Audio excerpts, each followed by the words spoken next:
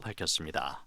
서울의 현재 기온은 29.5도입니다. 지금까지 아나운서 박노원이었습니다. KBS 1라디오 4시 경제뉴스를 마칩니다. 4시 10분입니다. KBS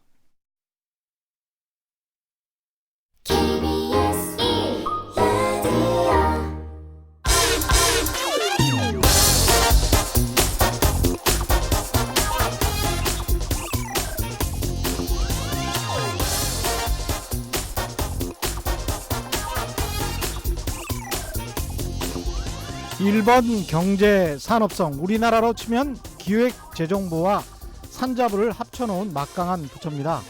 이곳에서 운영하는 안전보장무역관리라는 인터넷 사이트가 있습니다. 일본식 한자라서 좀 뜻이 애매한데요. 그러니까 국가안보 등을 위한 목적으로 수출을 통제하는 규정을 모아놓은 곳이다, 이렇게 보시면 되겠습니다. 내일 일본이 한국을 화이트리스트에서 제외한다면 그것은 그러니까 국가안보상의 필요에 의해서 한국에 수출하는 것을 일본이 건건별로 일일이 규제하겠다는 것을 의미합니다. 국가안보상의 목적 때문에 말이죠. 현재 일본 경제산업성 안전보장 무역관리 사이트에 나와 있는 화이트리스트 국가, 그러니까 별 규제 없이 수출이 허용된 나라는 27개국입니다.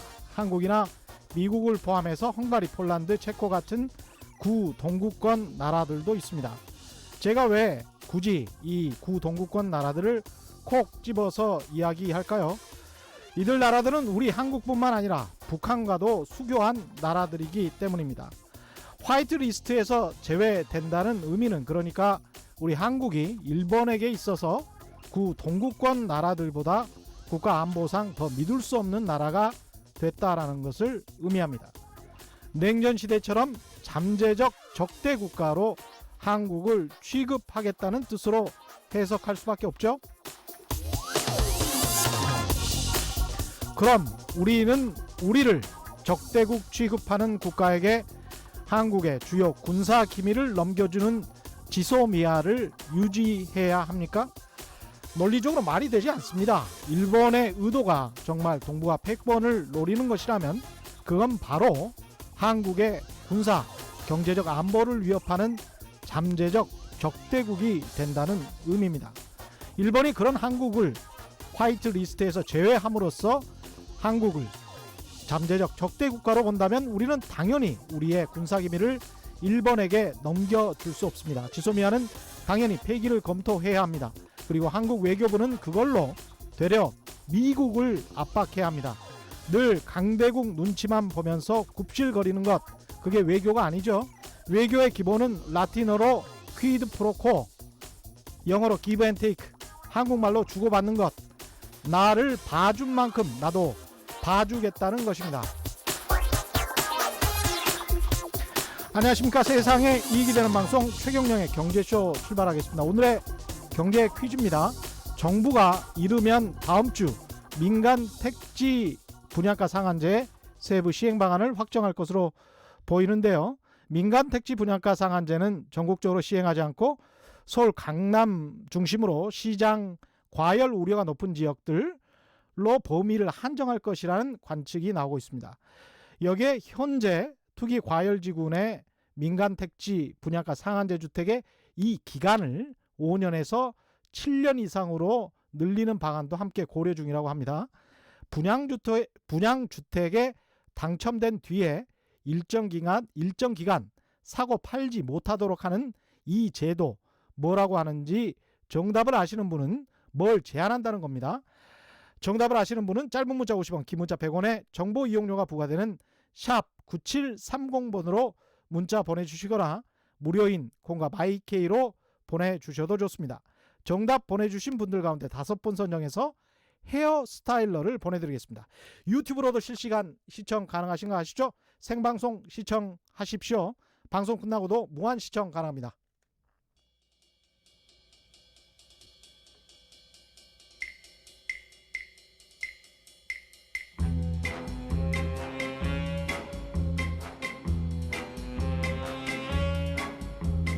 KBS가 자랑하는 진짜 기자 최경영의 경제쇼. 네, 한국인 자산의 70%가 집중되어 있다는 부동산 이야기. 그래서 누구에게나 중요한 관심사가 아닐 수 없습니다. 부동산 이슈를 정확한 팩트로 제대로 짚어보는 이광수의 부동산 이야기 시간입니다. 오늘도 미래에셋대우 리서치센터 이광수 연구원 나오셨습니다. 안녕하세요. 네, 안녕하십니까. 예, 부동산 이야기, 이 재건축 오늘 이야기하기로 했는데 재건축 맞습니다. 재개발 이야기. 예, 이거 하기 전에 예, 일본 어제 제가 만난 분이 주로 이제 4천억, 5천억대 굉장히 큰 건물들, 뭐 1조 원까지 큰 건물을 사고 파시는 분이에요. 굉장히 큰 회사인데 일본에 그런 빌딩들을 투자하려다가 요새 상당히 좀 기피한다고 하네요. 기관 투자가들도. 네. 그런 게 있고 사업도 상당히 좀 지연될 수도 있고 이런 어떤 반일 감정이 전혀 그 예상치 못한 것으로까지 다 확산되고 있는 것 같습니다. 업계에서 보시기는 어떻습니까? 그렇습니다. 일단 그 국내 부동산 시장이 직접적으로 영향을 미치는 거는 상업용 부동산이 좀 영향이 있는 것 같은데요. 네. 일본 제품들 파는 예. 상업용 부동산들이 요즘 좀 힘들어하기도 하고. 아, 상업용 부동산이요? 네, 뭐 한국에서는? 네, 네. 그리고 실제로 뭐 아까 말씀하신 것처럼 한국 분들이 일본에 또 부동산 투자를 많이 하시기도 하는데 예. 이제 그런 부분이 좀 위축되고 있는 것 같습니다. 한국은 지금 상업용 부동산이 힘들다고 했는데 오늘 전혀 다른 보도가 나와서 이거 하나 여쭤보고 이야기를 또 해볼게요. 네. 예적금 들으니 월세 받자 수익형 부동산 훈풍 부나 훈풍 불까? 훈풍 불었으면 좋겠다. 뭐 이런 말인가요? 하여간 제목은 수익형 부동산 훈풍 부나. 그래서 한국일보 보도인데요. 첫 번째 방금이 이제 제목이었고 예. 리드 멘트가 이런 거네요. 첫 문장이 한국은행이 금리 인하 기조로 돌아서면서 상가와 오피스텔 등 수익형 부동산에 훈풍이 불 것이란 기대가 높아지고 있다. 근데 이제 금리 인하, 제가 궁금한 게 금리 인하 기조로 돌아서면 그 많고 많은 자산 중에 수익형 부동산, 상가나 오피스텔로 자연히 돈이 몰린다는 이 가정 자체가 이게 좀 타당합니까? 저희가 직선적으로 사고하면 예. 일단 화폐 가치가 유동성이 증가하면 화폐 가치가 떨어지는 거니까요. 예. 당연히 화폐 가치가 아닌 자산 가치, 즉 부동산, 대표적으로 부동산 가치가 상승할 수 있는 거죠. 그런 차원에서 일단 직선적인 사고로 보면 뭐 당연합니다. 금리 인하라든지 유동성이 확대되면 당연히 부동산에 대한 가격이 움직일 수 있고 그렇죠. 그 중에서도 수익성이 좀 더 관심이 커질 수 있죠. 예. 왜냐하면 무슨 말씀을 드리자고 하냐면 특히 저금리 구조상에서는 금리라든지 수익이 굉장히 중요한 그렇게 투자에서 중요한 고려 사항이 됩니다. 무슨 얘기를 드리고자 하냐면 예금 금리가 3%일 때는 원금이 되려면 한 36년 정도 필요하거든요. 그렇죠. 그럼 근데 1% 포인트 떨어지면 갑자기 12년이 증가해 버려요. 36년에서 12년? 네. 거의 50년이네. 죄송합니다. 네? 24년 정도에서 한 36년으로. 24년에서 36년으로? 네. 그러니까 뭐냐면 그만큼 사실은 갑자기 1% 포인트밖에 안 떨어졌는데 10년 이상을 더 기다려야 그러네요. 원금이 배가 되는 거죠. 그러네요. 그만큼 뭐냐면 이 저금리 상황에서는 수익에 대한 관심도 커질 테고 1%의 수익률도 굉장히 중요하게 돼요. 굉장히 중요합니다. 최근에 되게 재미난 뉴스 보셨는지 모르겠지만 뭐 SNS에서 뭐 인터넷 그러니까 뱅크를 하나 은행을 갖고 있는데 그 은행에서 5%짜리 적금 행사를 했었어요. 1초 만에 완판됐습니다. 그랬죠. 네. 맞습니다. 그것처럼 사실 이런 수익이라든지 금리에 굉장히 민감한 그런 시장이 될 수도 있고 그런 측면에서 부동산을 보는 눈도 좀 달라질 수 있다는 거죠. 뭐냐면 과거에는 캐피탈 게인 목적, 즉 자산 가격이 오르면 임대 수익률이 적어도 별로 신경 안 썼어요. 그게 성장의 시대였고 고금리 시대였죠. 예. 근데 금리가 낮아질수록 임대료가 훨씬 중요해지는 겁니다. 임대 수익을 마치 그 배당금처럼 그렇죠. 또는 은행의 이자처럼 생각할 수 있다는 거죠. 그렇죠. 그런 네. 차원에서는 수익형 부동산이 훨씬 더 중요한 의미를 가질 수 있죠. 근데 오히려 이제 공실률이 요새 이제 뭐 굉장히 특히 이제 상가들 같은 경우 자영업 굉장히 어렵다. 이런 이야기 많이 하지 않습니까? 맞습니다. 장사가 안 되면 상가를 가지고 있는 소유주들도 어려울 수밖에 없는데 공실률도 높아진다는 보도들이 굉장히 많고요. 맞습니다. 그런 측면에서 보자면 오히려 금리가 인하됐다고 덜컥 상가용 부동산으로 간다는 것 이것도 좀 위험성이 있는 거 아닐까요? 그렇습니다. 제가 아까 말씀드린 것처럼 우리가 직선적으로 보면 금리 인하되고 유동성 증가하고 부동산 좋아진다. 근데 저금리 구조로 가니까 배당이나 수익률이 중요하니까 네. 그렇게 정기적으로 월세 받는 게 좋다. 이렇게 이제 보시는 건데 그 내면을 좀 살펴보시면 요즘 예를 들어서 제가 을지로에 네. 그 회사가 있는데 을지로에 맛집이 엄청나게 생기고 있어요. 아 그래요, 맞습니다. 그 노가리 골목. 맞습니다. 예. 뿐만 아니라 뭐 지금 굉장히 많이 유명한 음식점들도 을지로에 모여 들고 있거든요. 그 네. 이유는 뭐냐면 대표적으로 뭐 가로수길이나 이런 데 유명했던 음식점들이 예. 임대료가 오르니까 싼 데를 찾아서 이동하고 있어요. 계속 이동을 하는 거구나. 네. 그래서 아. 그런 어떤 맛집 동네가 자꾸 변하고 있거든요. 상가 소유주들은 근데 자기의 건물을 옮길 수는 없는 거 아니에요. 맞습니다. 고정된 자산이기 때문에. 맞습니다. 그러니까 지금 이렇게 음식점이나 이렇게 하시는 분들도 임대료에 굉장히 민감해진 거죠. 그러네. 예전처럼 경기라든지 어쨌든 이런 시장이 좋을 때는 임대료를 올려줘도 그냥 그 안에 있었죠. 근데 이제 막 이동한다는 거예요. 그런 차원에서는 좀 더 저희가 이런 수익형 부동산 접근할 때도 예. 좀 면밀한 검토가 필요하다. 그리고 하염없이 임대료를 올릴 수는 없겠습니다. 건물주들이. 그렇습니다. 예, 과거처럼. 또 반대로 네. 특히 수익형 부동산 되게 조심하셔야 될 게 한 가지 있는데요. 뭐냐면 지금 내가 그 수익형 부동산 살 때, 예를 들어서 상가라든지 아니면 뭐 건물들을 살 때 예. 지금 수준의 임대료를 보고 계산해서 사시잖아요. 그렇죠. 근데 2년 후에는 어떻게 됩니까? 알 수가 없죠. 알 수가 없는 겁니다. 예를 들어서 전세 가격이 떨어질 수도 있고 월세가 떨어질 수 있거든요. 그래서 그런 변동 가능성 측면에서 좀 이렇게 수익형 부동산을 접근하셨으면 좋겠고 그런 측면에서 제가 제안 하나 해드리자면 오래된 건물이 좋아 보여요. 오래된 임차인들이 좋아 보이고. 이야, 예. 이건 뭐 예, 역발상입니다. 그래서 안정성 있는 거. 그래서 예. 그런 오래된 지역이나 이런 뭐 건물들 가보시면 오히려 한 막 20년 동안 슈퍼 하시고 계세요.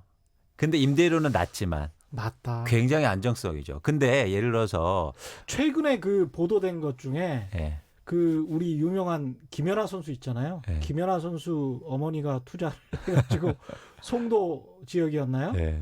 뭐 거의 분양되지 않았다는 네. 그런 보도가 나왔었던 적이 있죠. 맞습니다. 예, 그러니까 상가 오피스텔 새로운 지역에다가 새로운 상업 지역에 투자했다가 낭패 보신 분들 꽤 있습니다. 맞습니다. 그래서 대표적으로 광교 신도시 이런 지역은 아직도 거기는 아파트 가격이 뭐 급등하고 이렇게 좋은 지역임에도 불구하고 상가는 아직도 공실이에요. 이유는 뭐냐면 교통이 편리해지니까 예. 굳이 거기에서 쇼핑 안 하시고 뭐 판교라든지 강남으로 오신다는 거죠. 예. 그래서 그런 고정된 시각으로 이렇게 수익형 부동산을 보는 건 굉장히 위험하다. 예. 변동 가능성 보고 대신 말씀드렸듯이 또 그런 고정된 지역도 있거든요. 예. 그래서 예전에는 그 고정된 지역은 오래된 슈퍼가 임대료 얼마나 올려주겠습니까? 근데 그게 뭐 시장 평균보다 조금 낮더라도 그렇죠. 지금 시중금리가 떨어지니까 그게 그렇죠. 고정돼 있으면 그렇죠. 격차가 커지는 거죠. 네. 그리고 안정되고. 맞습니다. 그래서 제가 제안하고 싶은 거는 뭐냐면 예. 불확실성이 커지고 저금리 구조로 가고 약간 저성장 구조로 갈 때 가장 중요한 건 뭐냐면 안정성하고 유동성이거든요. 안정성과 유동성. 예, 이런 차원에서 계속 그 현금이 나올 수가 있느냐. 그렇죠. 예. 그리고 얼마나 내가 빨리 불확실성에 대처할 수 있느냐. 그런 측면에서 이제 자연스럽게 한국의 이런 아파트 시장이라든지 강남의 주택 뭐 이런 쪽으로 옮겨갈 수 있는 건데요. 가격이 이렇게 올라간 상황이고 예. 유동성 측면에서 굉장히 취약하잖아요. 예. 예, 그런 측면에서는 저희가 한국의 주택 시장을 좀 조심스럽게 바라보는 이유이기도 합니다. 그 지난번에 저희 최경영의 경제쇼에서 홍성국 그 대우증권 전 사장님이셨죠? 네. 그분 나오셔가지고 수축사회 이야기를 할 때 딱 이게 맞는 것 같아요. 그러니까 점점 더 양도소득이나 먹고 1년 후에 뭐 튀자라는 먹고 다른 곳으로 또 투자하고 또 다시 투자하고 이런 사회가 아니고 앞으로는 안정적으로 배당금처럼 그렇습니다. 받을 수 있는 그런 사업이나 산업군 쪽으로 개인 투자도 생각을 많이 해보시는 게 좋겠다는 생각이 드네요. 맞습니다. 예. 그래서 여러분 철저하게 수익에 대해서 고민하시는데요. 그러니까 정기적으로 들어오는 이런 수입들에 대해서 고민해 볼 필요가 있는 거죠. 맞습니다. 네.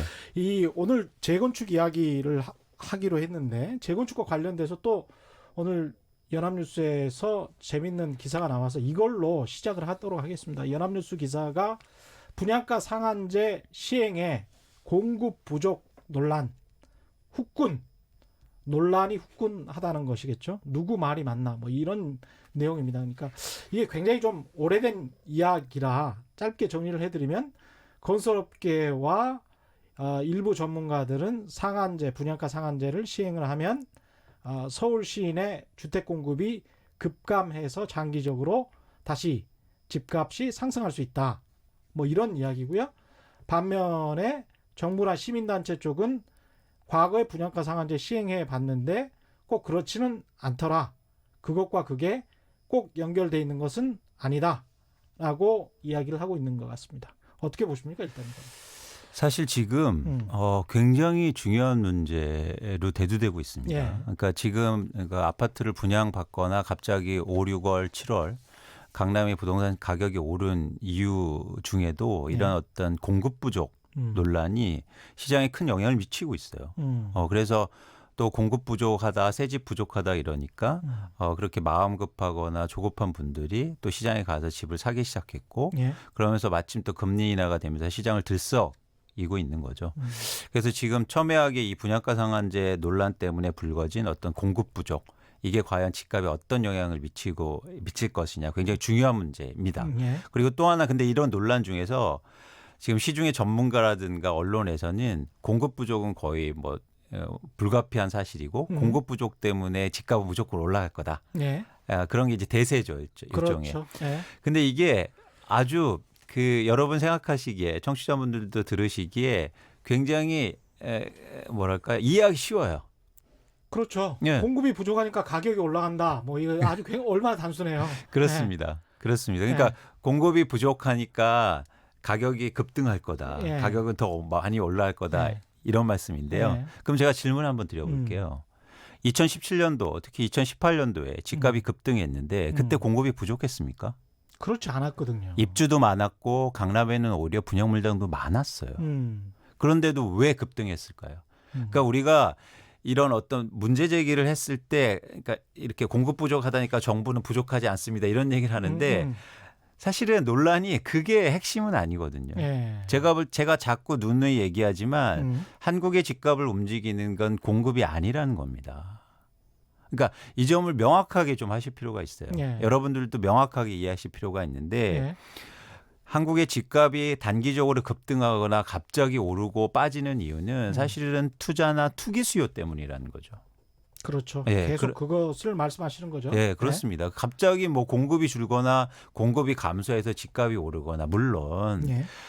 공급이 계속 안 되고 이러면 5년이나 10년 후에 집값은 오를 수 있겠죠. 예. 근데 제가 또 강조하지만 예. 장기의 일은 아무도 모른다. 그렇죠. 그런 차원에서 이게 왜 장기의 일은 아무도 모르냐면 2004년도부터 2007년도에 집값이 계속 오를 때 한국의 공급이 계속 증가했어요. 분양물량도 증가하고 예, 심지어 예. 재건축도 막 됩니다. 예. 더 많이 됩니다. 예. 가격이 오르니까. 그래서 그래서 그런 차원에서 저희가 예를 들어서 지금 분양가 상한제가 적용된다고 그래도 가격이 계속 오르잖아요. 예. 강남의 재건축도 다 할 거예요. 그 리모델링을 하든 아니면 1:1 재건축을 하든 소규모 재건축을 하든 예. 그런 차원에서는 사실 공급을 결정하는 건 가격이지 규제라든지 분양가 상한제가 아니라는 생각을 갖고 있고 예. 또 하나 첨언해서 말씀드리자면 시장 가격을 움직이는 건 수요가 절대적이다. 수요가 절대적이다. 근데 예. 자꾸 이런 공급 부족론, 위기론을 확산시키면서 시장의 어떤 이런 잘못된 신호들을 자꾸 주고 있는 거죠. 근데 이런 부분들을 전문가들도 부추기는 게 전 더 문제라고 생각합니다. 왜냐하면 전 꼭 그분들한테 다시 한번 여쭤보고 싶어요. 그러면 공급 부족을 자꾸 얘기하시는데 그러면 최근에 왜 집값이 올랐냐는 거죠. 집값 왜 올랐습니까? 계속 공급 부족했나요? 그렇지 않습니다. 그렇죠. 2015년도에는 한국에요 역대 최고 물량이었고 계속 입주 물량도 증가했어요. 그렇습니다. 지금 예. 강남에 한번 가보시죠. 강남에 새 아파트 짓는 데가 여러분 보시기에 역사상 역사상이라고는 좀 오버고 예. 2000년도 이후로 가장 많이 지금 재건축이 많이 되고 있습니다. 그럴 수밖에 없는 게 예. 70년대 말부터 해서 80년대 말까지 지어졌던 아파트들 이게 어떻게 보면 이제 강남의 역사인데 그 강남 3구에 있는 아파트들이 재건축 대상이란 말이죠. 네. 그래서 그게 이제 재건축 연한이 다가온 거예요. 30년 뭐 안전진단 30년, 40년. 그래서 이제 그쪽이 대부분 인허가를 많이 내줬기 때문에 많이 지어졌습니다. 실제로 말씀하신 맞습니다. 것처럼. 예. 맞습니다.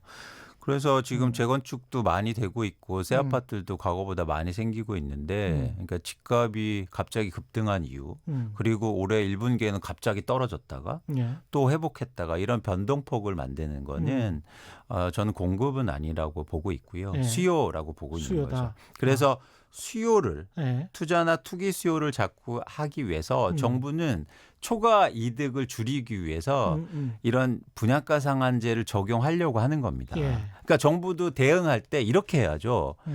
아, 공급 괜찮아요.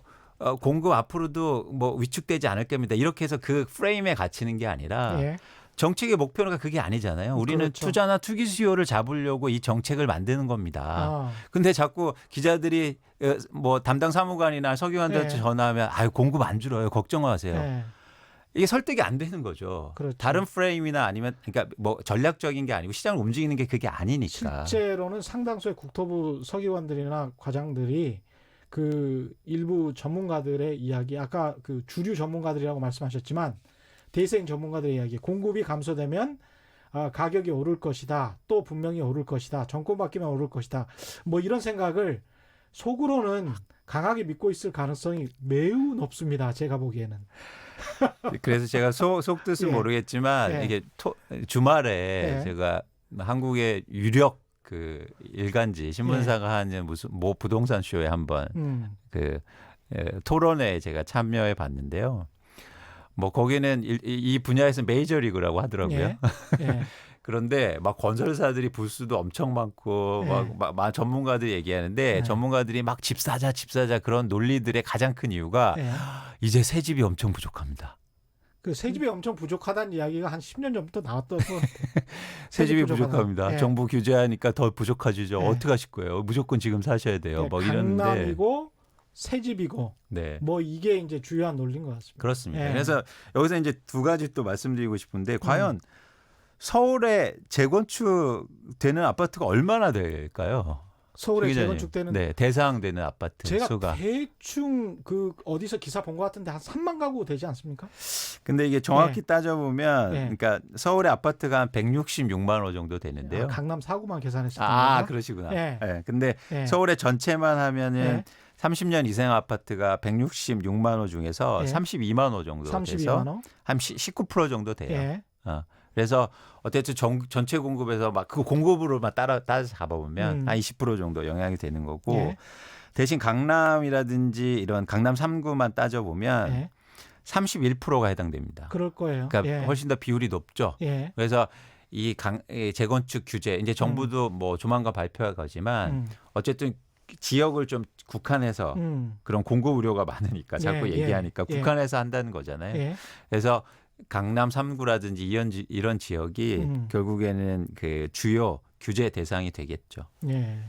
이 지금 재건축 재개발 이야기를 하고 있는데 일단 잘 모르시는 분들이 꽤 있을 것 같아요. 재개발하고 재건축하고 다르죠. 다릅니다. 어떻게 다릅니까? 쉽게 설명드리면 재건축은 동네는 좋은데 내 아파트만 나쁠 때를 재건축이라고 하시면 되고 예. 정말 쉽게 설명하신 거네. 예. 재개발은 예. 옆집도 나쁘고 동네도 나쁘고 심지어 아주 쉽게 예. 소방차가 못 들어가는. 그러니까 그 제가 좀 이게 특정지어서 말씀드리는 게 어쩔지 모르겠습니다만 재개발은 주로 강북에서 하고요. 그렇습니다. 재건축은 주로 강남에서 합니다. 그러니까 그렇습니다. 정방형의 평지의 그 도심 한복판에 있는 곳들을 다 재건축이라고 생각하시면 될 것 같고 구릉지대 산 쪽에 있고 골목이 굉장히 좁고 이 구도심 쪽을 재개발이라고 생각하시면 될 것 같습니다. 그렇습니다. 그래서 이게 이유가 뭐냐면 강남 같은 경우에 처음에 개발할 때 아파트 지구를 만들었어요. 맞습니다. 예. 그래서 제가 강남에 땅을 갖고 있으면 예전에 1960년대 70년대 땅을 갖고 있으면 아파트를 짓는 사람한테만 팔아야 돼요. 뭐 최 기자님이 가서 나 여기서 나 장사 같은 거 하고 아니면 농사 같은 거 짓게 땅 좀 팔라 그러면 못 팔았어요. 맞습니다. 예. 예. 그래서 예. 건설회사한테만 팔게 됐어요. 맞습니다. 그래서 구획을 지정해서 아파트만 짓게 했어요. 근데 여러 가지 이유가 있겠어요. 이유가 있었어요. 왜냐하면 강남 같은 경우에 예전에는 물이 막 차서 높게 지어야 물 안 찬다. 그렇습니다. 예. 이런 얘기들 지금 때문에 가장 비싼 아파트들이 있다는 반포 같은 경우도 그 한자에서 이미 거기가 늪이라는 게 나오잖아요. 맞습니다. 예. 그래서 예전에는 이런 말도 있었거든요. 예전에는 강남에서 사시는 분들은 예. 부인 없이는 살아도 장화 없이 못 산다. 예. 그래서 강남은 그 습지대가 많았고 그래. 스몰 지역이 많았죠. 예. 그래서 재건축 재개발은 그렇게 좀 정리가 되는데 네. 이 추진 절차 같은 거는 어떤가요? 추진 절차는 유사하고요. 예. 유사하고 대신 재개발이 절차 중에서 절차 차원에서는 유사한데 기간이 좀 오래 걸리는 특성이 이게 있습니다. 재개발이 어떻게 보면 보다 공익적인 사업이라고 할 수 있는 거겠죠? 그렇죠. 예. 아무래도 그런 노후주택지나 이런 걸 전체적으로 예. 일종의 그 단위 개발이 아니라 범위 개발이라고 그렇죠. 할까요? 그렇기 때문에 예. 정부라든지 지자체가 예. 주도해서 해야 되고요. 예. 이런 재건축은 단위 개발해서 내 아파트만 그렇죠. 개발하면 되니까 예. 일단 사적인 영역이 좀 있습니다. 사적인 영역과 공적인 영역이 겹치긴 하는데 재개발이 공적인 영역이 조금 더 많다. 그렇죠. 예. 그래서 여기서 어떤 논란이 있냐면 예. 왜 재건축 규제하냐. 음. 이건 내가 그냥 노후화돼서 내가 개발하는 건데 예. 왜 규제를 하냐. 예. 이런 논란들이 있는 거죠. 예. 어.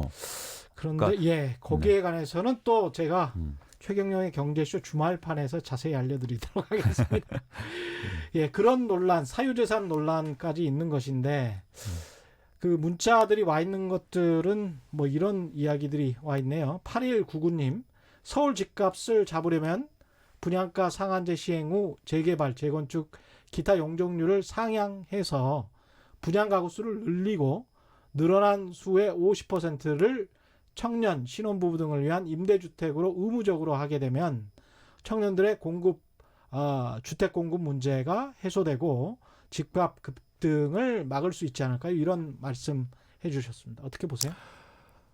노무현 대통령 때 실제로 시행된 정책입니다. 8199님이 말씀하신 게. 예. 그래서 일단 여기 용적률 상향은 아니었고요. 예. 분양가구 중에 일부에 대해서 50%에 대해서 임대주택을 의무적으로 공급하던 그러니까 규정이 있었는데 지금은 이제는 사실은 이게 좀 완화된 상황이고요. 여기서 약간 말씀드린 그 용적률 상향 문제인데 예. 이게 이제 논란이 좀 있는 거죠. 용적률 상향해 줄게 임대주택 네. 공급해 줘라. 예. 그런데 실제로 보면 재건축 조합들이 많이 원하지 않아요. 그렇죠. 예. 예. 왜냐하면 임대주택 들어오는 것 자체를 예. 사실은 반대하고 있기 때문에 더 충격적인 건 뭐 대부분은 뭐 일반 분양을 원하는 것이죠. 그렇습니다. 그리고 더 충격적인 건 이런 임대 의무 비율이 있거든요. 재건축에도 지금도. 예. 제가 알고 그런데 있는 것도 있습니다. 예. 지금 지어지는 지역 가보면 정문 옆에 지어놔요. 따로.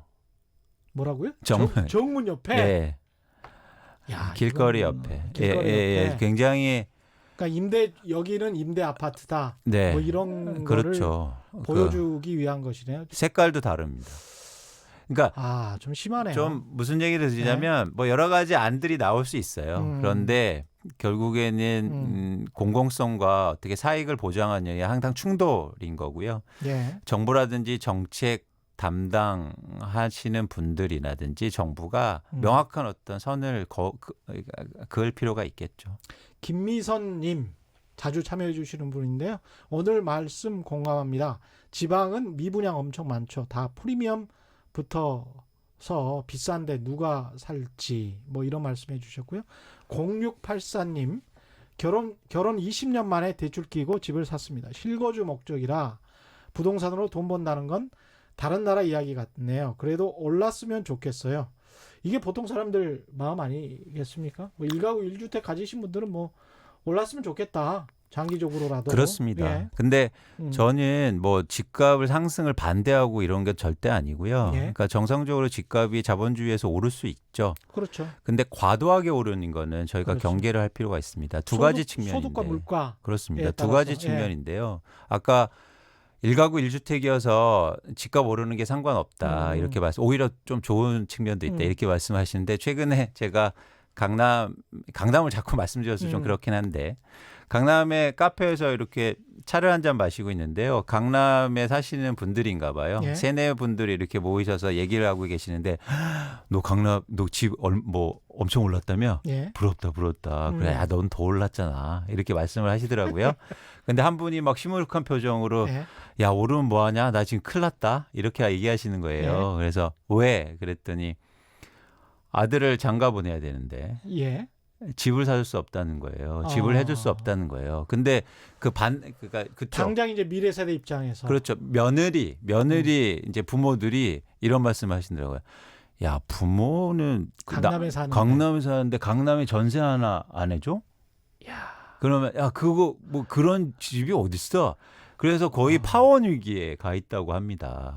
그러니까 과연 집을 한 채 갖거나 한 채 가신 분들한테 제가 말씀드리고 싶은데 집값이 과연 올라서 좋을까요? 좀 우리가 고민해 볼 필요가 있다는 거죠. 그래서 저는 오르는 걸 반대하는 건 아니고요. 이렇게 급등하거나 급락하는 걸 항상 그러니까 뭔가 위기의식을 갖고 바라봐야 된다.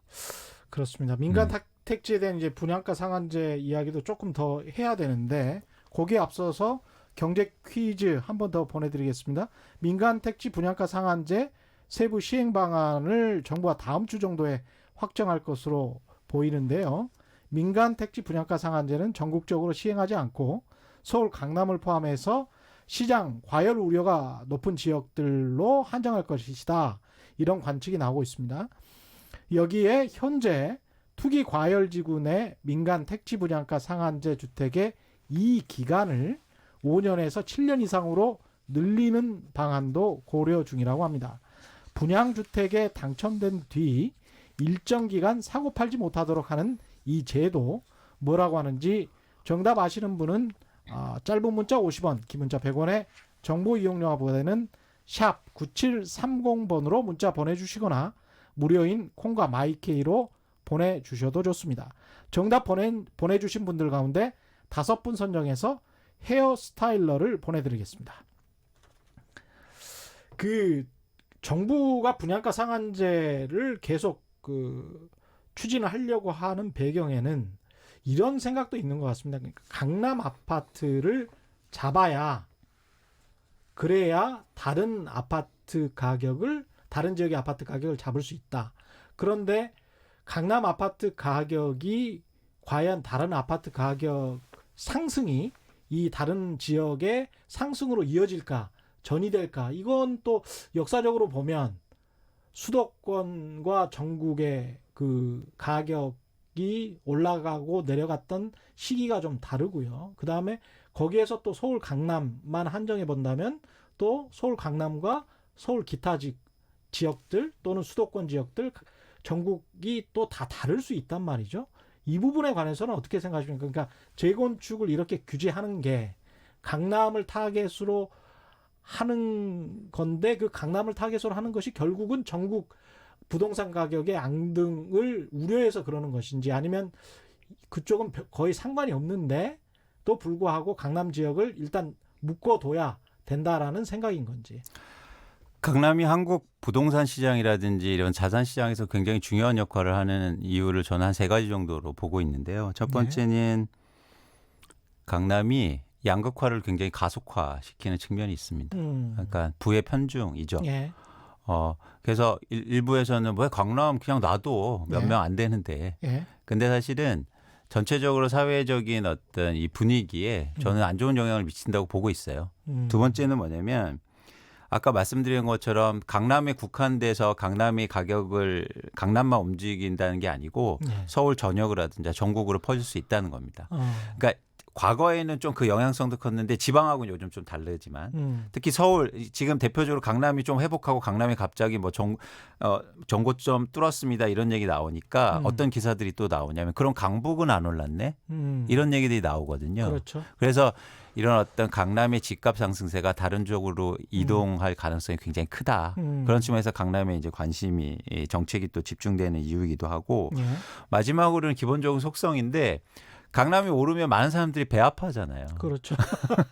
근데 그걸 보고 배 아파하지 마. 괜찮아. 우리 인간적인 기본적인 마음인데. 그렇죠. 그러면 막 마음 급해갖고 잘못된 결정들도 많이 나올 수 있고 그렇기 때문에 기본적으로 이렇게 시장의 안정화라든지 부동산 시장을 위해서는 강남을 예의주시하는 이유이기도 합니다.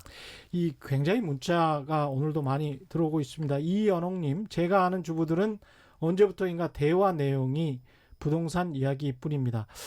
그 나이가 드시면서 언제부터인가 대화 내용이 부동산 이야기뿐인 분들 꽤 많죠. 우리 주변에. 최혜인님, 종로구 창신동 소방차 들어오기도 힘들고 많이 노후됐는데도 그래도 재개발 해제됐습니다. 도시 재생한다는데 노인이 청년이 될 수 있나 너무 답답해요. 뭐 이 도시 재생 이야기도 재개발과 같이 함께 이야기를 해주시고요. 버클리 김 박사님, 분양가 상한제 반대합니다. 소수의 당첨자만 수억의 부당 이득을 얻습니다. 못 파는 기간을 늘려도 그 이후에는 주변 시세와 같아지므로 장기적으로 집값 잡기의 효과가 원초적으로 전혀 없습니다. 시장을 의도적으로 조정하는 것은 반드시 시장의 역습을 받습니다. 이 논리도 굉장히 많이 들리는 논리입니다. 이 이야기도 좀 같이 한번 토론을 해볼 필요가 있겠고요. 안상범님, 장담컨대 분양가 상한제는 투기 수요를 가열차게 조장합니다. 비슷한 말씀이시네요. 뿐만 아니라 청약 과열로 투기 지역으로 지정해야 하고 온 국민을 미등기 전매자 명의신탁 범법자로 만드는 겁니다. 이거는 아닌 것 같은데. 미등기 전매자는 불가능한데요. 네, 위재성님, 공산국가가 되지 않는 한 집값은 잡을 수 없을 겁니다. 인구가 줄어들어서 수요가 줄어야 집값이 잡힐 겁니다. 이건 좀 슬픈 이야기입니다. 우리 미래에. 인구가 계속 줄고 있고 연말 정도면 사망자 수가 출생자 수, 신생아 수보다 더 높아진다는 지금 전망도 나오고 있더라고요. 그래서 심각한 상황이죠. 인구. 우리가 부동산 가격을 잡기 위해서 인구를 줄일 수는 없는 거잖아요. 그렇죠. 인구가 더 많이 사람이 더 많이 태어나고 살만한 나라가 되고 그러면서도 부동산 가격도 안정되고 그게 이제 최고죠. 그래서 점차적으로 조금씩 오르는 게 가장 좋은데 그런 의미인 것 같고요. 지금 저 버클리 김 박사님이 하신 이야기 그 전에 그 재개발 창신동 이야기 있지 않습니까? 그것부터 한번 이야기를 해보죠. 창신동 뭐 이런 말씀드리면 거기 직접 사시는 분들이 저한테 화내실지 모르겠는데 제가 제일 좋아하는 동네입니다. 네. 그래요? 거기 그 보면 서울 시내가 쫙 내려다 보이는 데가 많아요. 그렇죠. 예. 그리고 워낙 노후화되고 뭐 살기는 되게 힘드실 텐데 그래서 정부가 도시재생 낭만적입니다. 창신동이. 네, 거기가. 그렇죠. 예. 그래서 정부에서도 이제 도시재생 그 사업지로 선정돼 있고 그래서 정부가 지금 예산도 투입할 계획을 다 세우고 있는데 지금 못하는 이유가 있어요. 왜냐하면 부동산 시장이 들썩일까 봐. 네, 그래서 사실 부동산 시장이 좀 안정돼야 이 도시재생 사업도 좀 본격적으로 진행이 되거든요. 예. 그런 차원에서 정부가 좀 뭐 딜레마에 좀 빠져 있는데 그런 차원에서 부동산 시장이 안정되는 것도 이런 지역의 어떤 도시재생이 좀 도움이 될 것 같습니다. 아까처럼 재개발 지구하고 도시재생 사업하고는 좀 차이가 있습니다. 재개발은 그렇죠. 뭐 정부가 하고 지자체가 구역 지정하고 이렇게 하긴 하지만 민간 주도로 개발하는 사업이라 뭐 젠트리피케이션이라든지 어떤 문제들이 굉장히 많이 발생할 수 있는데 도시재생 사업은 일단 그런 문제들을 조금 더 줄이고자 하는 사업이기 때문에 글쎄요. 제 생각은 부동산 시장이 좀 안정되면 좀 본격적으로 진행되지 않을까 기대를 좀 해봅니다. 그리고 버클리 김 박사님, 분양가 상한제 반대한다.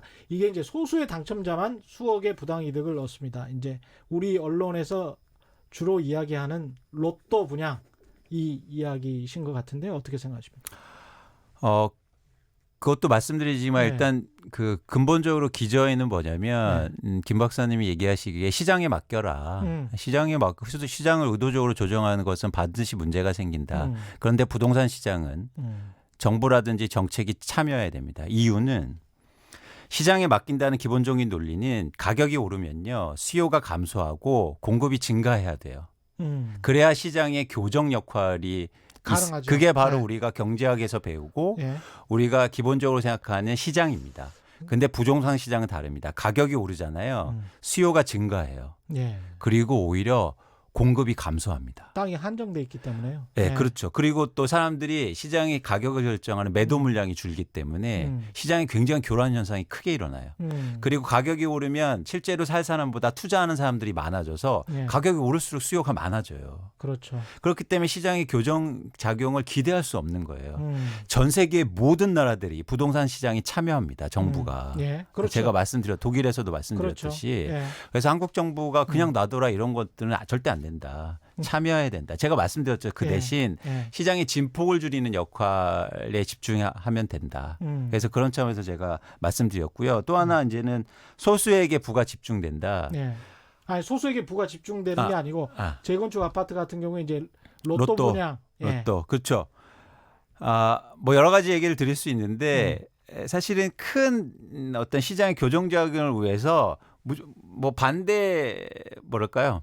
그 부작용도 있잖아요. 그렇죠. 네. 예. 병을 잡으려면 좋은 균도 없애야 되는 것처럼. 그래서 그런 차원에서 이해하시면 좋겠다. 제가 누누이 다시 강조하지만 한국의 집값을 움직이는 건 투자나 투기 수요였는데 투자나 투기 수요를 줄이기 위해서는 불가피한 정책이 아닌가. 그러면 그런 어떤 그러니까 반사작용이랄까요? 부작용들도 일부 있을 수 있다라는 겁니다. 어떻게 해도 이제 불공평하기는 할 것 같아요. 왜냐하면 제가 이렇게 곰곰이 서울 지도를 놓고 생각을 해보면 강남과 강북, 특히 이제 과거의 사대문 안에 강북 같은 경우에는 서울의 중심이었단 말이죠. 한양의 중심이었는데 거기는 이 양반들만 살았던 곳이고 그런데 평평한 곳이 별로 없어요. 그리고 상가들도 굉장히 많고 골목길도 굉장히 많습니다. 재개발을 하기에 최악의 조건을 가지고 있는 곳이 강북 쪽이거든요.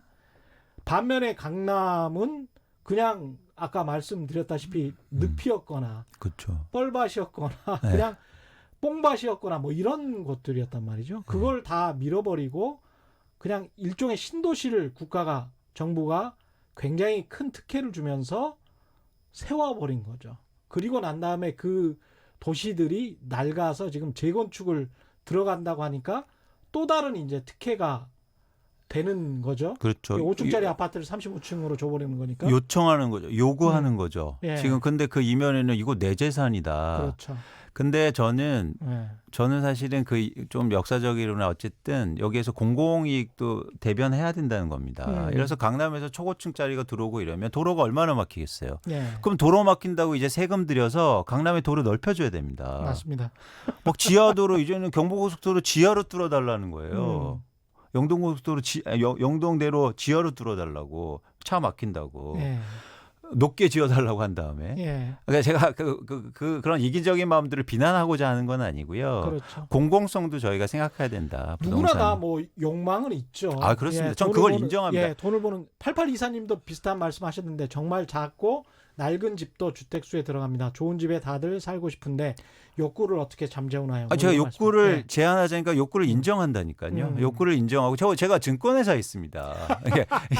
이게 막 돈이 막 오고 가고 그 막 엄청난 예. 욕구들이 있잖아요. 제가 예. 애널리스트인데요. 그런 예. 욕구들을 알죠. 저도 있고요. 제가 그걸 부인하자는 게 아니고 최소한의 공공성 그리고 우리가 이거 욕구만 너무 맡겨놓으면 예. 시장이 막 다른 데로 흘러가고 과잉으로 넘쳐나니까 그렇죠. 규제라든지 그렇게 필요하다.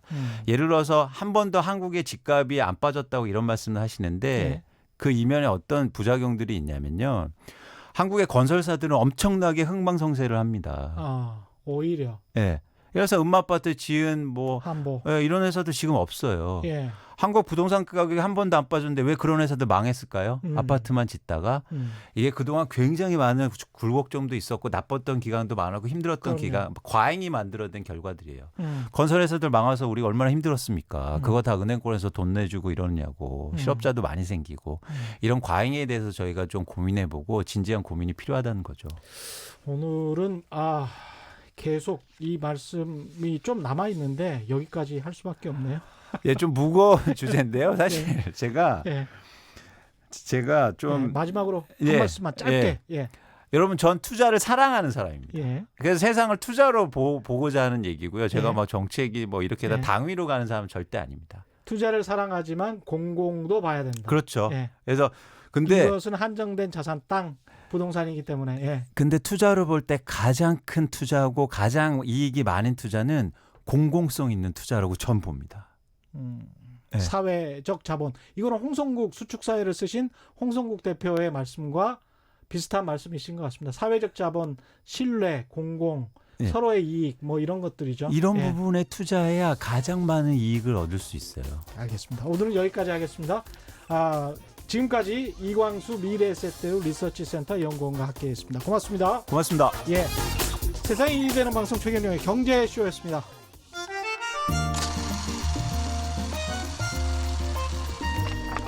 백은하의 영화관, 정여울의 도서관.